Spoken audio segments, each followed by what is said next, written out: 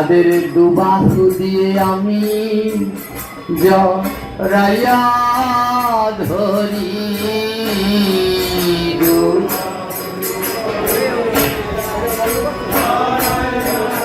যারা একবার বলে গৌর হরি, দুবাহু দিয়ে তাদের জড়াইয়া ধরি। একবার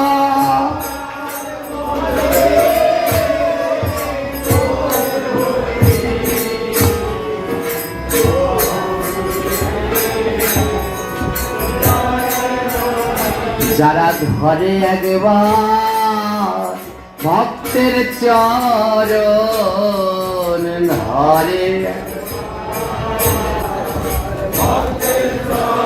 যারা ধরে একবার ভক্তের চরণ ধরে, আমি লই গো বারবার তাদের শরণ ধরে একবার ভক্তের চরণ, তাদের শরণ।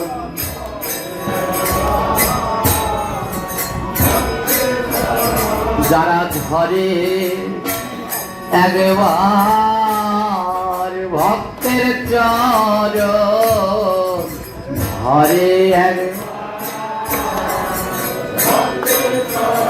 আমি লই গো বারবার তাদের শরণ ধরে একবার ভক্তের চরণ।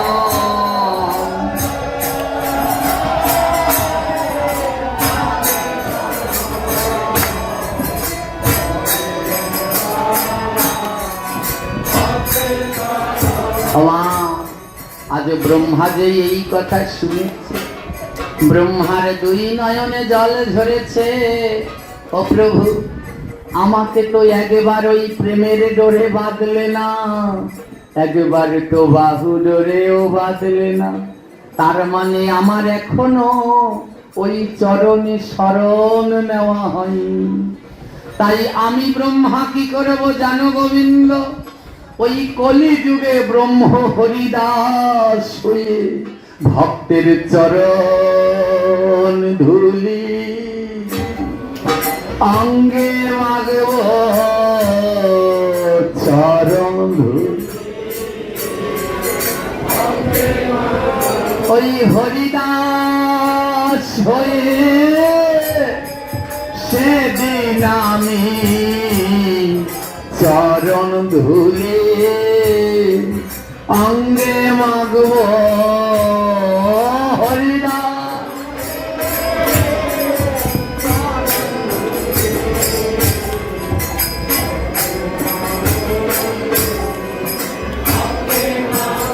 তোমরা যতই বলো ছাড়ো ছাড়ো, যতই বলি সেদিন আমি ছাড়ব না গো। যতই বলো ছাড়ো ছাড়ো,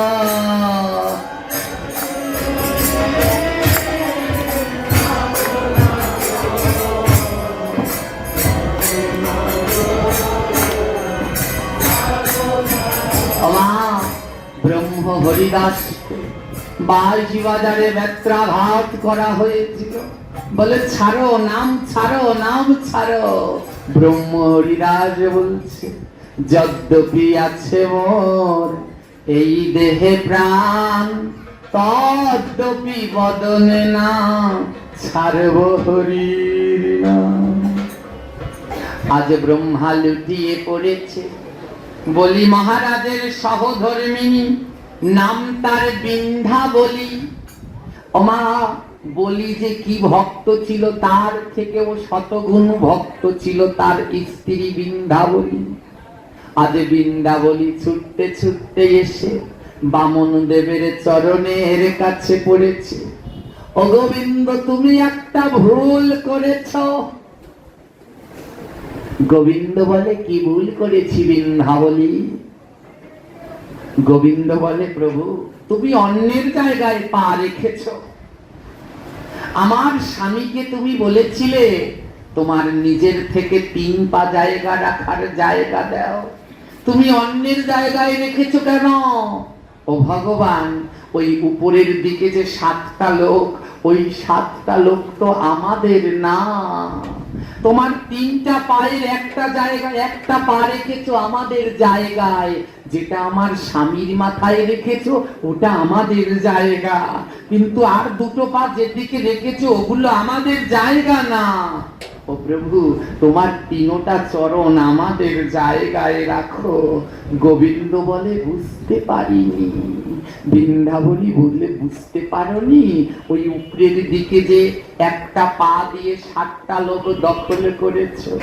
ও প্রভু, ওই উপরের দিকের 7 লোক আমাদের না, তাই ওই পাওটা নামাও, আর ওই দ্বিতীয় পাটা তুমি আমার মাথায় দাও।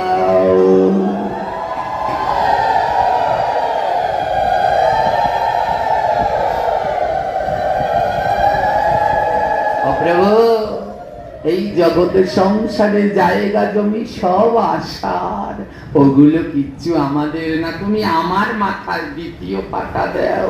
গোবিন্দের 2 নয়নে জল, আহা কি ভক্তি! ভগবান বলে, বৃন্দাবলী দ্বিতীয় পা না হয় তোমার মাথায় দিলাম, তৃতীয় চরণটা কোথায় দেব? বৃন্দাবলীর 2টি সন্তান। বৃন্দাবলী বলে, প্রভু তোমার তৃতীয় চরণ আমার সন্তানের মাথায় দাও। তোমার ওই 3 চরণ আজ মাতা পিতা সন্তান লাভ করে জন্মের মতো তোমার চরণের দাস করে নাও। বৃন্দাবলীকে ডেকে বলে, প্রভু গো, আমায় চরণ ছাড়া কইর না গো চরণ।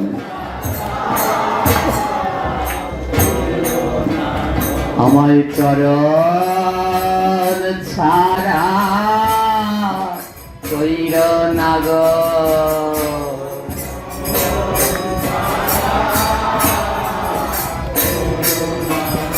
আমি চরণ বড় ভালোবাসি,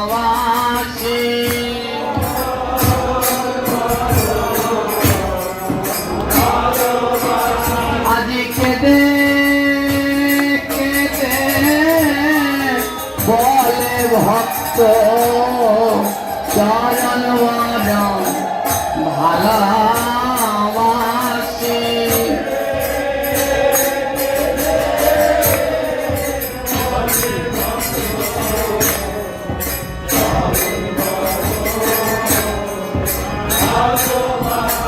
তোমার ওই চরণে রেখে দিও ওই চরণ। তোমরা ভক্ত বৃন্দ সবাই মিলে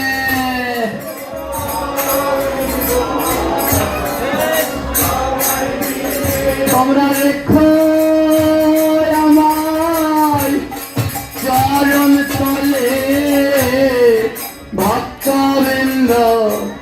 সবাই মিলে।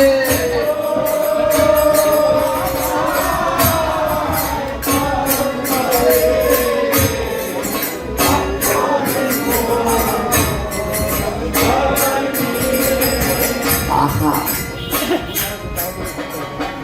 আজ বৃন্দাবলী কেটে কেটে বলে, প্রভু ওই দুটি চরণ নামিয়ে একটি আমার মাথায়, একটি সন্তানদের মাথায় দিয়ে সপরিবারে তোমার চরণের দাস করে দাও। আর কোনোদিন যেন এই চরণ ছাড়া করো না। আজ বলি মহারাজের হেন কারণ, তার মনে একটু অহংকার হয়েছিল। অহংকার দমন করতে ভগবান বামন রূপে এসেছিল। মা, ভগবান সব সইতে পারে, কিন্তু অহংকার সহ্য করতে পারে না। কারো মনে যদি অহংকার, কাউকে যদি ধ্বংস করতে হয়, তার টাকা পয়সা ধন সম্পত্তি কেড়ে নিলে ধ্বংস হবে না, তার মনে কিছু অহংকার ঢুকিয়ে দাও, দেখবে সে ধ্বংস হয়ে গেছে। হ্যাঁ, টাকা পয়সা গেলে ধ্বংস হয় না, ধ্বংস হয়ে যায় মনের ভিতরে যদি অহংকার এসে যায়। হ্যাঁ, অহংকার এসে যায়। তো অহংকার আসলে তার পতন অনিবার্য। তো আজ আমরা এক অহংকারীর কথা শ্রবণ করব। আমি এসেছি পরে ৩-৪ জনে ৩-৪টা জিনিস জানতে চেয়েছেন। হ্যাঁ, এক মাতাজি যে আগের বার বলে গেছেন, প্রভু আমরা নারিকেলের ছোবরা কেন জ্বালাই, নারিকেল কি করে সৃষ্টি, একটু আজকে বলবেন। আরেকজনে বলেছে পানের কথা বলবেন। আর আমাদের এই বাবাজি বলেছে হরে কৃষ্ণ মহামন্ত্রের কথা। একদিনে তো আর সম্ভব নয়, আরো 2 দিন আছে। আমি আরো 2 দিন আসবো, শেষের 2 দিন 30 আর 31 তারিখে। সেই সময় বাকি 2টি তত্ত্ব বলবো। তা আজকে এই অহংকারের কথা যখন উঠলো, তাই একটু অহংকারের কথাই বলে নিই। ভগবান বলেছেন অভিমানম সুরাপানম গৌরব ঘররৌরবাম প্রতিষ্ঠাসু করিবিষ্ঠা তিন তেজয়োত্তমাম। অর্থ কি? অভিমানম সুরাপানম। আমরা অভিমান করি না? হ্যাঁ, কেউ একটা কিছু বলেছে অভিমান করি, ওর সাথে আর কথা বলবো না। শাস্ত্র বলেছে কারো সাথে অভিমান করবে না। অভিমানম সুরাপানম। সুরা মানে বোঝো কি? মদ। বলে কারোর সাথে রাগ হওয়া, অভিমান করা আর মদ খাওয়া একই কথা। তাই মনের ভিতরে যেন অভিমান না থাকে। হ্যাঁ, অভিমানম সুরাপানম। গৌরব ঘোর রৌরবম। গৌরব করবে না। গৌরব আছে না, আমার এত টাকা, আমার এত ধন, আমার এত বিদ্যা বুদ্ধি, আমার এত পাওয়ার। বলে গৌরব করেছ তো রৌরব নামক নরকে চলে গেছে। প্রতিষ্ঠা সুকরি বিষ্ঠা। প্রতিষ্ঠা পাওয়ার জন্য, হ্যাঁ, প্রতিষ্ঠা পাওয়ার জন্য করে না। আমরা তো বিভিন্ন মন্দিরে ঘুরে ঘুরে সারা বছরই পাঠ। হ্যাঁ, একদিন কালো বন্ধ যায় না প্রায়। তো এই পাঠ করি না, তখন বিভিন্ন নেতা কাটারা মন্দিরে দান করে। ওই 2 ভ্যান দান করে, 2 ভ্যান টিন দিয়েছে মন্দিরে। 2 ভ্যান টিন দিয়ে এবার বলে দেয় কি, পাঠক বাবাজি একটু পাঠে বলবেন আমি 2 ভ্যান টিন দিয়েছি। টিন কিন্তু এখনো দেয়নি, দেবে। হ্যাঁ, বলতে বলে কি বাবাজি একটু বলে দেবেন আমি 2 ভ্যান টিন দিয়েছি। আমরা বলি যে এই বাবাজি 2 ভ্যান টিন দিয়েছে, আমাদের বলায় কাজ হয় না। তারপরে আরেকজন আরে পাঠায়, সে আবার মাইকে কতক্ষণ বলে, তারপরে সে নিজে বলা শুরু করে। বলতে বলতে টিন ধুইতে ধুইতে অর্ধেক ক্ষয় হয়ে গেছে, তাও বলার শেষ হয়। এইরকম পাবলিকের শেষ না। দান এমন ভাবে করতে হবে, ডান হাত দিয়ে দান করবে, বাঁ হাত যেন জানতে। একে বলে দান। কিন্তু আমরা দেওয়ার আগে, টিন দেওয়ার আগে টিনের প্রশংসায় অর্ধেক শেষ। হ্যাঁ, জল আর বৃষ্টিতে কি আটকাবে, ও অর্ধেক ওই দিনই ধুইতে ধুইতে শেষ করে দেয়। তো এই হচ্ছে অবস্থা। প্রতিষ্ঠা সুকরি বিষ্ঠা। প্রতিষ্ঠা পাওয়ার জন্য যদি ভগবানকে কিছু দাও, তাহলে সেটা কোনোদিন দান হবে না। হ্যাঁ, তাই মহাপ্রভু বলছে তিন তেজ উত্তমম। এই 3 জিনিসকে ত্যাগ করো। অভিমান আর কি? অভিমানম সুরাপানম গৌরব ঘোর রৌরবম। গৌরব অহংকার, আর একটা হচ্ছে কি প্রতিষ্ঠা। এই তিনটা পাওয়ার জন্য জগতে কিছু করো না। এই কাজটা করেছিল আমাদের সৃষ্টিকর্তা ব্রহ্মা। ব্রহ্মাদেবকে আপনারা সবাই চেনেন তো? ব্রহ্মা, তিনি আমাদের সৃষ্টি করেছেন, সৃষ্টিকর্তা। এই ব্রহ্মার মনে একদিন অহংকার এসেছে, অহংকার, গৌরব। কি গৌরব? ব্রহ্মা মনে করত এই জগৎ সংসার সব আমি সৃষ্টি করেছি, আমি যদি সৃষ্টি না করি তাহলে এই জগতে কেউ সৃষ্টি হতে পারবে? ওমা, ব্রহ্মাকে সৃষ্টি করেছেন কে? পরমেশ্বর ভগবান শ্রীকৃষ্ণ। ভগবান শ্রীকৃষ্ণ থেকে চারটি নারায়ণ। নারায়ণ কিন্তু একজন নয়, নারায়ণ কয়জন? চারজন। ভগবান শ্রীকৃষ্ণের চার অংশ থেকে চারটি নারায়ণ সৃষ্টি হয়। অনিরুদ্ধ নারায়ণ, বাসুদেব নারায়ণ, শঙ্কর্ষণ নারায়ণ, পদ্মনাভ নারায়ণ। চারটি নারায়ণ সৃষ্টি হয় ভগবান কৃষ্ণের থেকে। অনেকে বলে বিষ্ণু থেকে কৃষ্ণের সৃষ্টি, না, কৃষ্ণ পরমেশ্বর, তার থেকে সবার সৃষ্টি। চারটি নারায়ণ সৃষ্টি। পদ্মনাভ নারায়ণ, যে নারায়ণ পদ্ম ফুলের উপরে শুয়ে আছে, ওই নারায়ণের নাভি থেকে ব্রহ্মার সৃষ্টি। আর ব্রহ্মার দুই ভুরুর মধ্যখান থেকে দেবাদিদেব মহাদেবের সৃষ্টি। কিন্তু অহংকারে ব্রহ্মা মত্ত হয়ে গেছে, আমার মতো আর জগতে ক্ষমতাশালী কেউ নেই। আমি যদি সৃষ্টি না করি তাহলে জগতে কোনো কিছু হবে? তো ব্রহ্মা গিয়ে ভগবানের কাছে দাবি করছেন, হে ভগবান, হে কৃষ্ণ, আজ থেকে আমি হব প্রথম পূজ্য, সবার আগে আমার পূজা দিতে হবে। আমি হচ্ছে গিয়ে সৃষ্টিকর্তা, আমি যদি সৃষ্টি না করি তাহলে কেউ জগতে সৃষ্টি হবে না। নারায়ণ বলে, ও ব্রহ্মা, এটা অসম্ভব। জগতের প্রথম পূজ্য হচ্ছে আমার প্রাণ গোবিন্দ। আমা, দেবতাদের ভিতরে প্রথম পূজ্যকে, এখানে আবার একটু ভাঙিয়ে বলি, না হলে কালকে আবার বলে পাঠক কইতে ভুল করছে। প্রথম পূজা পায় কে দেবতাদের ভিতরে? গণেশ। হ্যাঁ, তা আমি বললাম প্রথম পূজ্য ভগবান। হ্যাঁ, প্রথম পূজ্য ভগবান। ভগবান হচ্ছে সবার উপরে, কৃষ্ণ দেবতা নয়, কৃষ্ণ ভগবান, গণেশ দেবতা। দুর্গা, কালী, শিব, লক্ষ্মীর পুজো করলে সবার আগে হবে গণেশের পূজা, আর গণেশেরও আগে হবে আমার প্রাণ গোবিন্দের পূজা, যার উপরে আর জগতে কেউ না।